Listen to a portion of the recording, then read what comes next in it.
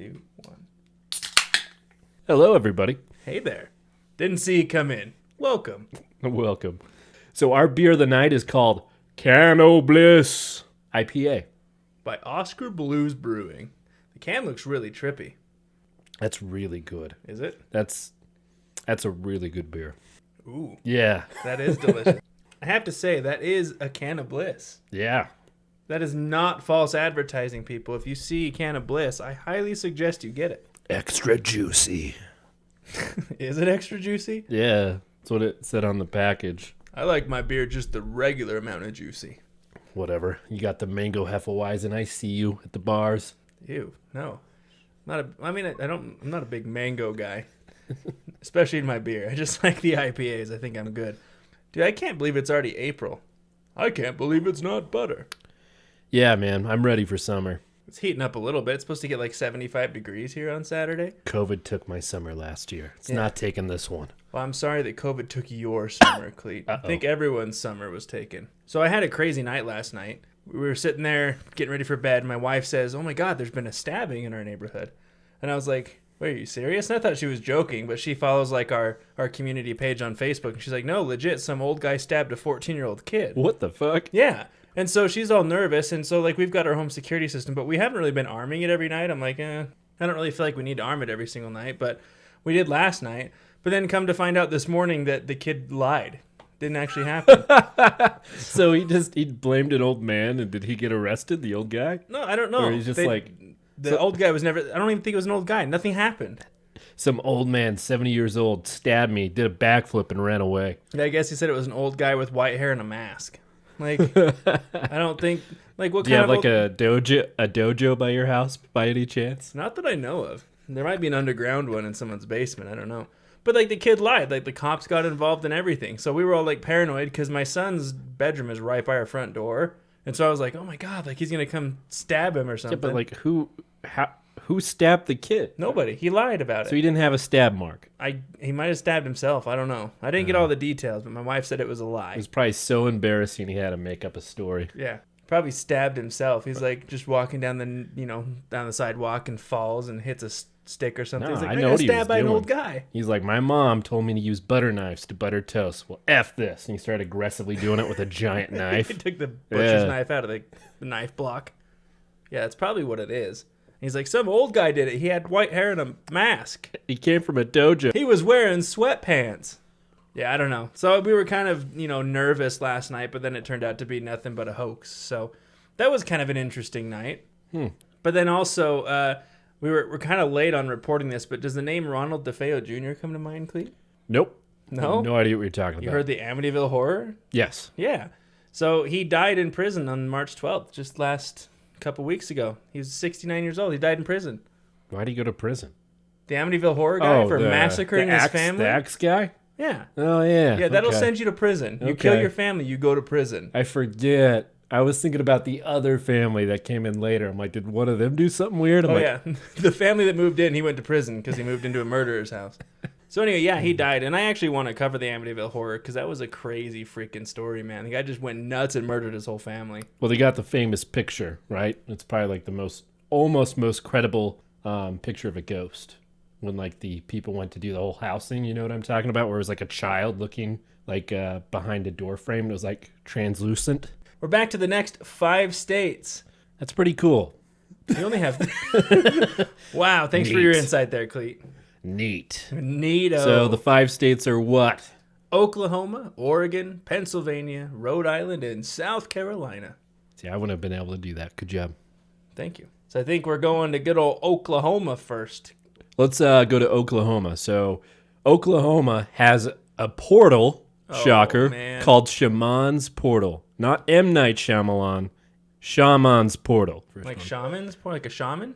Apparently, like it's considered like the Bermuda Triangle of Oklahoma. I didn't know there was like that there. I don't even know what's in Oklahoma. I'm sorry. But I guess a lot of people go missing there.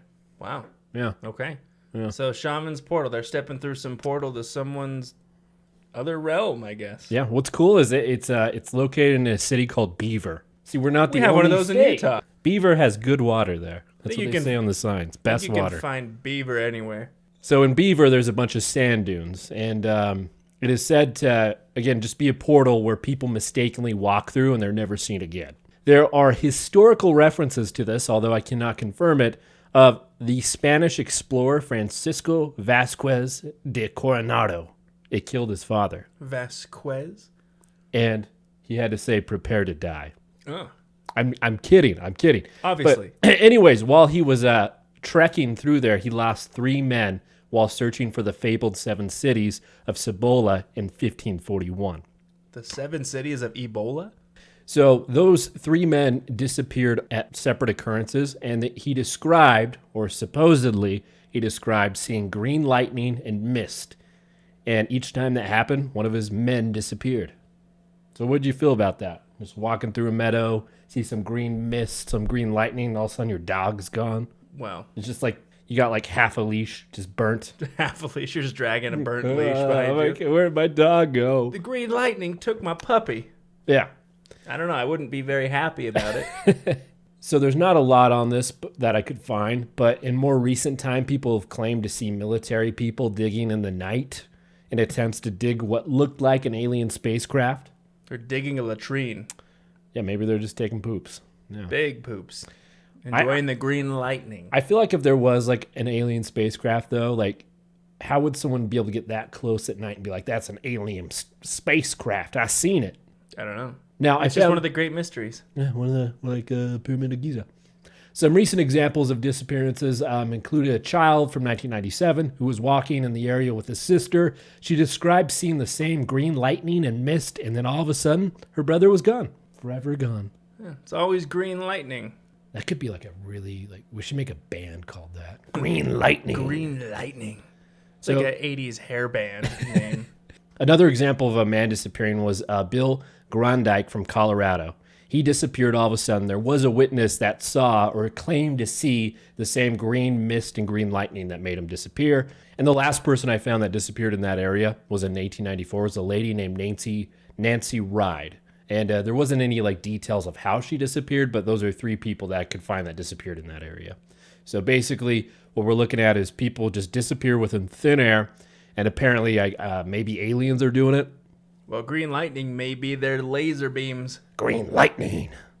So if you're walking alone in Oklahoma and you just happen to see some green mist start to form, and the sky gets a little cloudy, you're probably going to go missing.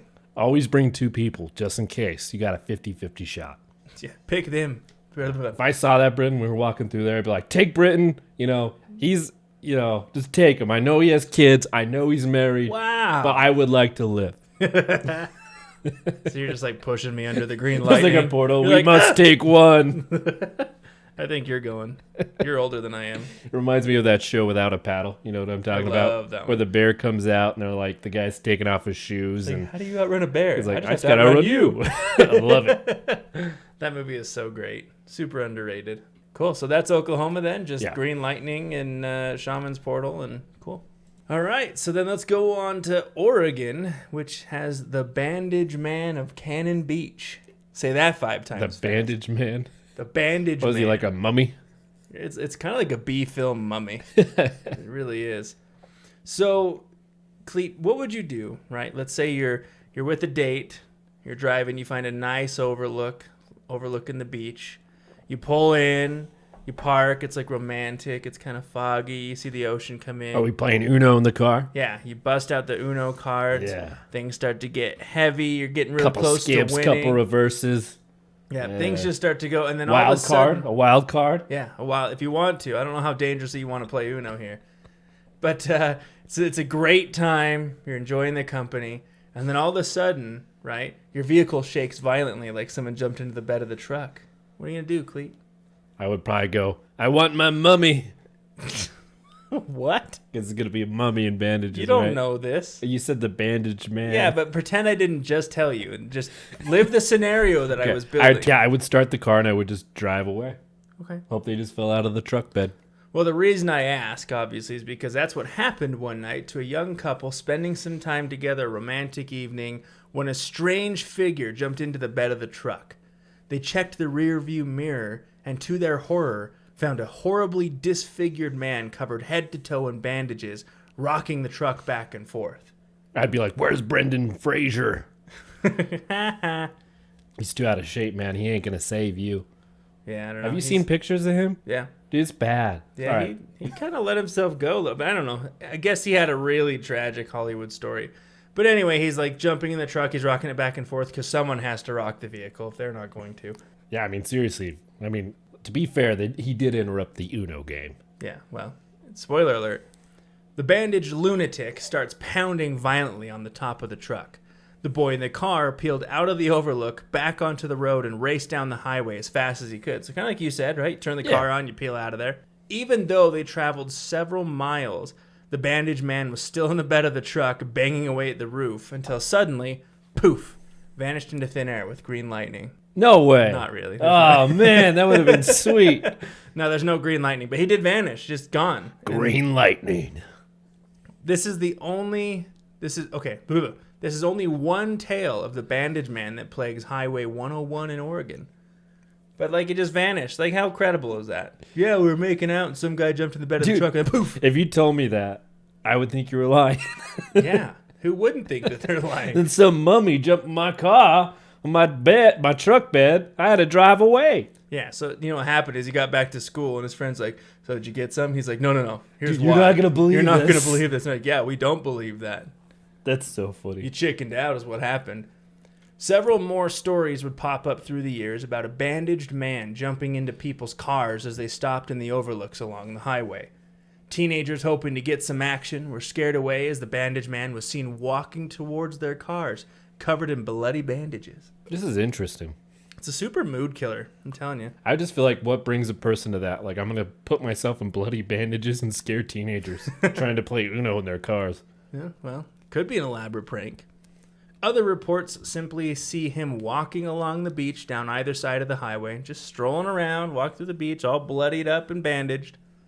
One story tells of bandaged man smashing a window at Old Bill's Tavern and stealing someone's dog for a quick snack. Oh, that's sad. Yeah, don't eat dogs, man. It's fucked up. Just kidding. The most reports come from a place called Bandage Man Rhode, which is a short road connecting Cannon Beach. I feel like there's like a villain story there. Like maybe he grew up there. And he's like, I lived on this street. I hate society. Maybe he never played Uno with somebody else. Mm-hmm. And he's like, I'm going to ruin it for everybody. I'm going to get in these bandages. I'm going to be called Bandage Man. No one gets to make lightning. Apparently, Bandage Man Road is a rite of passage for locals. As soon as teenagers received their licenses eager to go take on the roads, they would drive the road at night. Smart, right? Get your license, you take down a road, down some overlooks and everything, probably going 90 miles an hour. Jesus, take the wheel. As far as an origin story is concerned, sadly, there isn't much. He didn't fall into a vat of acid or get horribly burned in a crazy wildfire. His parents weren't killed in an alleyway in a dark city full of crime. The only thing I could find was he is rumored to be the ghost of a logger who died after sustaining horrifying injuries while working nearby the highway. I'm going to go with my theory. I think it's better. Yeah, I think your theory is a little bit better too.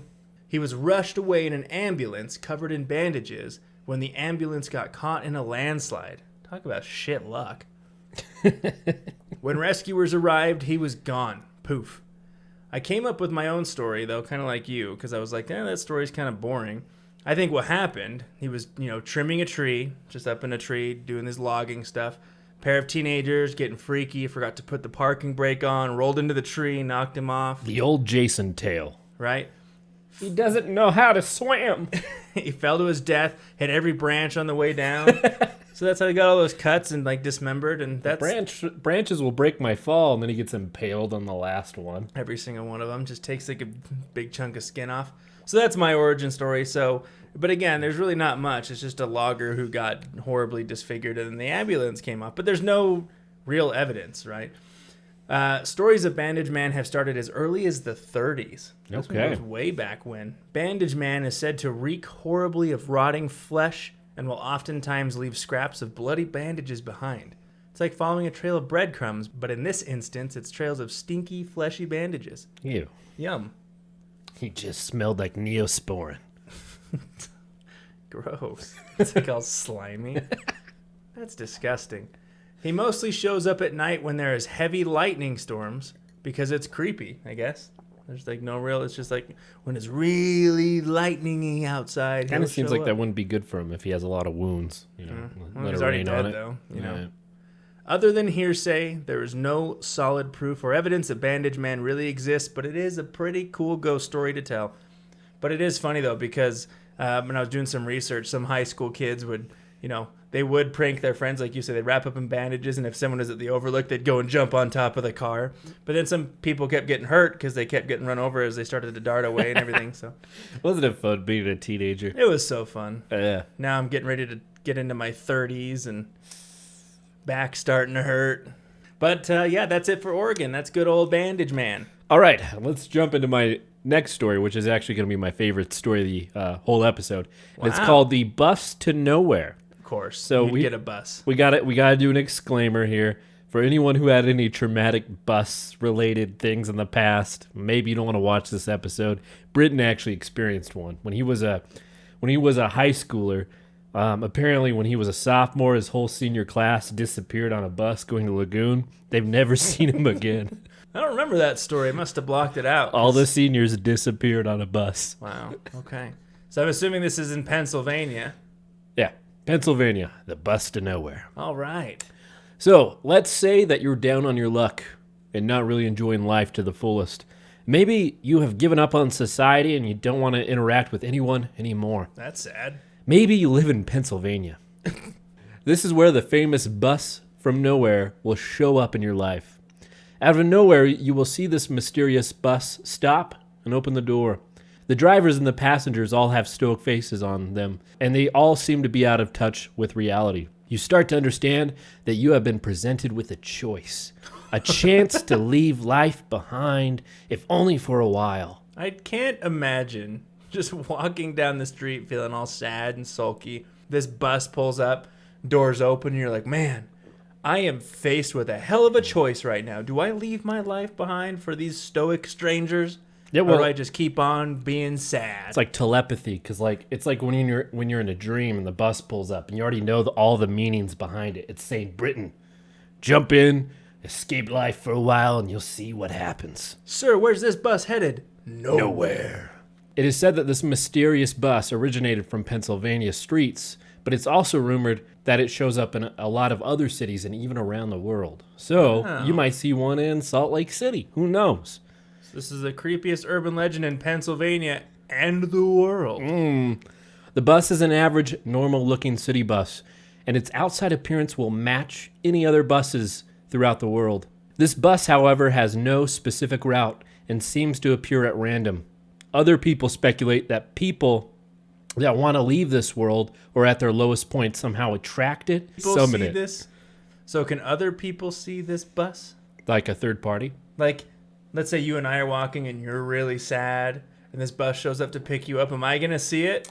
I haven't stumbled across a story with that yet, so I can't answer it. It's a good question, though. I'm just curious. Like, you just see me, don't get on. Take a step up and I just disappear. I'm like, Cleet, it's not that bad. You're okay. Get on a bus. Fuck this place. I'm going nowhere. Peels out. You're like flipping me off through the window. I'm like, all right, bye, Cleet. Fuck you. Bye, Cleet. You will not be remembered. I didn't like that guy. It's like good fucking riddance. So, on top of the bus where a digital sign usually displays where the bus is headed. It just says nowhere. Yeah, it's either blank, full of zeros, or just the name of the city. Wow. All accounts of people claiming to enter the bus acknowledge there's a human bus driver, but for the life of them, they cannot recall his face or any other defining features to describe him outside of the fact that he wears a blue hat. It's like dreaming. Have you ever had that when you dream and you wake up and you dreamt of someone but you can't quite recall exactly what they looked like? The blue hat is pretty descriptive though. That made me laugh. I don't know why. I don't know anything about him, but he had a blue hat. Oh, that really narrows it down, sir. That must have been a good hat. Let's travel around Pennsylvania and look for all the people wearing blue hats. So this actually reminds me of a story I used to read, of a scary story I read when I was a kid. And maybe you've heard of this one, but it was a guy, he's like leaving work, he gets the elevator, and it opens up, and there's just this musty smell, and he looks at these like people that look like they're like dead, like they're pale white Like you can almost see their bones. Like they're just super thin. And they go, there's room for one more. And he's just so creeped out. He's like, should I get in this elevator or should I not? Like, I don't know, man. That's not even a question. He decides to pass on the elevator ride. Good choice. And apparently, the elevator crashes and burns and everyone died in it. And yeah, that was the end of the story. Yeah. No questions asked. If I saw it, I'd be like, nope. I'll catch the next one. If there is no next one, I'll take the stairs. So apparently, like, what the bus does, it kind of like teases him. It kind of like pulls up to him. And then when like the person looks at it, starts driving a little bit like forward. So you have to chase it. You have to chase the bus. It's like when you're pranking your friends, you get in the car, you go a little bit, and they go to the door handle, they go a little bit. Yeah. Once like people also say like there's like this weird drive to enter the bus if you see it. Like you just know that that's where you're supposed to go. This bus is really calling my name. The driver, it is said that the driver will ask for his fare, but will not stop you if you proceed to sit down without paying. I'll have my fare. Fuck which is you, bro. Oddly specific, Okay. Considering they cannot describe the bus driver. But his blue hat. He asked for the fare. He had a blue hat, and I think I flipped him off, and I went and I sat in a seat, and he just kept driving. It was weird. He just said, okay, going to nowhere. When you're inside the bus, it's said to be average, and nothing strange can be seen in particular. Multiple accounts tell different stories of the bus being full of people or being completely empty. If there are people, they seem to be in some sort of trance or deep thought. They don't seem to be speaking to each other, acknowledging other passengers, at least letting them know that they're aware of their presence. This bus will make stops, but will go on indefinitely. It is said the bus's purpose is to help lost souls regain their strength and excitement for life, to rejoin society, a reformed person. So it's just, so this bus shows up. It's like, hey, come on in. Let me get your fare. No? Okay, well, go sit down. Yeah. We're going to drive around until you feel comfortable to go back. So it's just a free bus ride around Pennsylvania. Well, some would say it's a bus with a heart of gold. People claim that the bus may drop them off at their work the next day or at their house. Some people have claimed that they were let off years later in a different state where they started a new, fresh, happy life. It is said that this drop-off point is the answer to your question, is where you should start to find meaning again. Once you leave the bus, people have said that they can't quite recall how long they were on the bus as it seemed to go by quick. But when they get off, either hours have passed by, days, or even years. Maybe that's where your dad is, Britton. They can't recall much of the passengers' details, like what they looked like, what they were wearing on the bus. And they say it's like almost like a dream-like state. The information quickly fades away to where they really almost can't remember anything about the bus. So I told you, it's like a dream. You wake up, you're like, fuck, I can't remember anything. But it was super crazy. It was crazy. Now I live in Arkansas. So, it's not an evil bus. I guess it's a good bus. I don't know, man. But when I was reading this, I was like, you know what? As a guy who rode the tracks, or how would I say that for people out of state? As a guy who rode public transportation to go to the university all the time, I feel like if all public transit was like that, like this bus, things would be better. Right. Yeah. I want to say, that doesn't seem like a creepy urban legend at all. It's like some happy bus that gives people a ride. Dude, it's creative. I loved reading that story. It doesn't even ask for fare. Dude, I was so happy when I stumbled across this story. All right. I'm glad it made you happy. Did you take a trip on the bus? I mean, you find your meaning in life to talk about the bus? I got to Salt Lake, man. Wow. Yeah. Wonder where you started. Pennsylvania, probably. Iraq. Okay. It's a long way from I home, like buddy. hummus. All right. Well, thanks for Pennsylvania, but let's go on to Rhode Island. Neat. The smallest state ever. All right. Rhode Island, the Devil's Footprints. This is the first story I wanted to cover in our podcast, was the Devil's Footprints. The Devil's Footprints? Yeah. Really? The one in Rhode Island? Yeah. Oh, well, sorry. It's super short and nothing to it. I just ruined Cleet's life, everyone. Oh, maybe not. Okay. Yeah, I don't think it's the same one. So I Fine. think you can still cover it. All right. All right, so this one is rather short, but still pretty interesting nonetheless. There's a rock located on Devil's Foot Road in Rhode Island with some interesting prints embedded into the stone. One print resembles a regular old human footprint, whereas the other, right next to it, resembles a cloven hoofprint.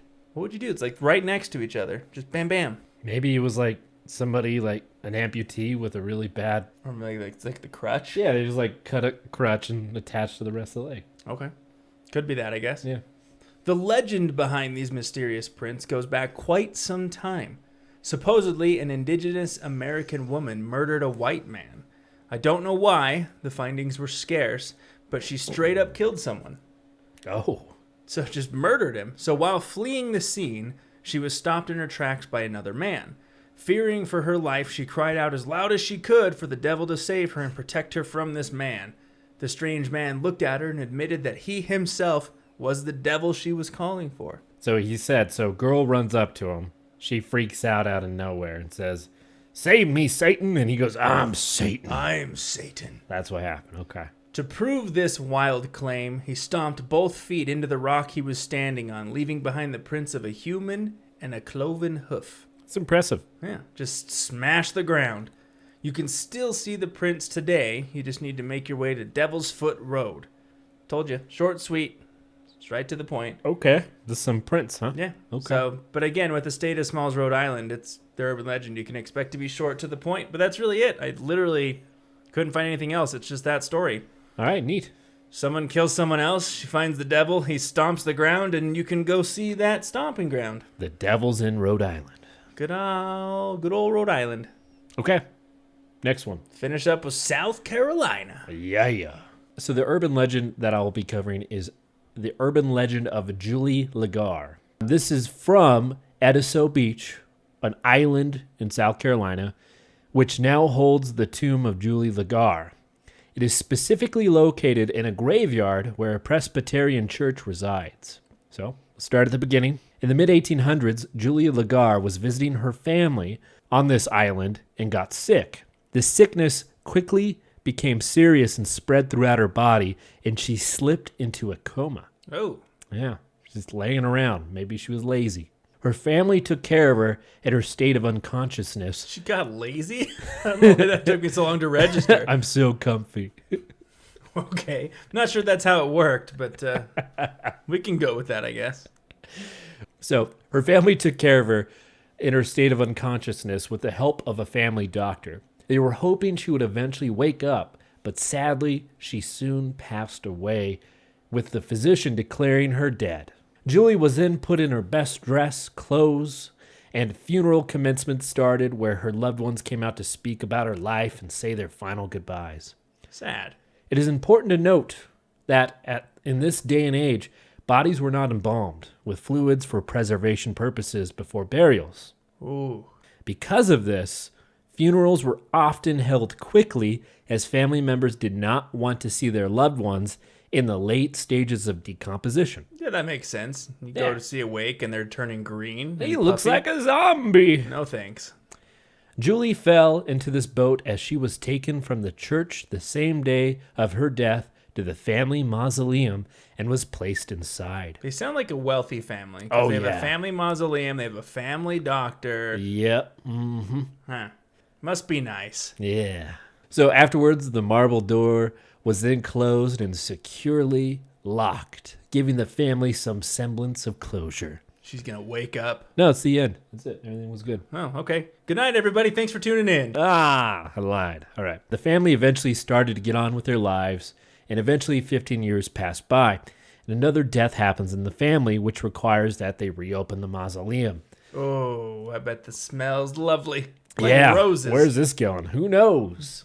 So once the door was open, they saw the horrors that awaited them inside. Julie's remains had been moved and were crumpled at the foot of the mausoleum door. Oh. Rumor has it that there were scratch marks on that door indicating She didn't die. she did not die and woke up from her coma and tried to escape the mausoleum. Jesus Christ.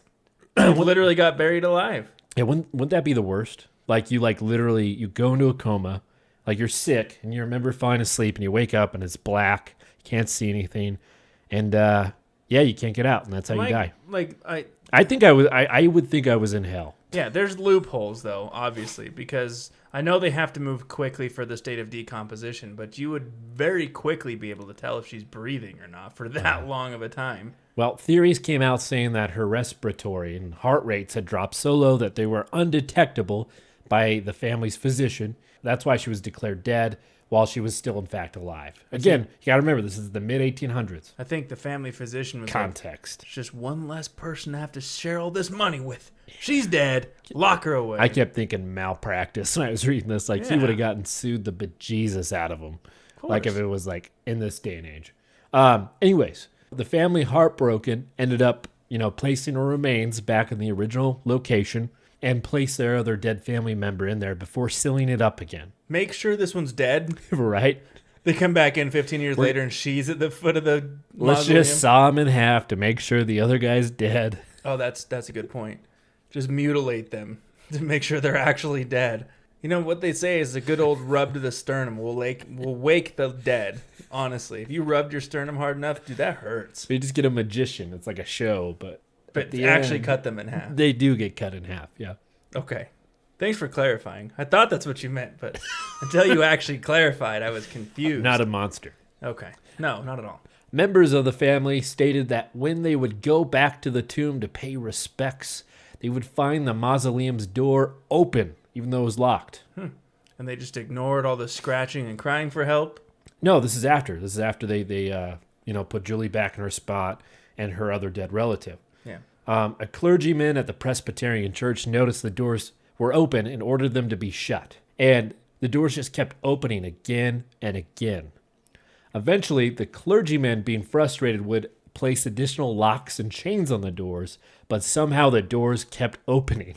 It's just a hell of a draft. Again, I don't know if I could verify all this. This is crazy, right? Because there's no way the door would open. To a mausoleum, no. Yeah. These things are like pure stone. Yeah. So in the 1950s, a door was put in that was supposedly could only be opened with industrial heavy machinery.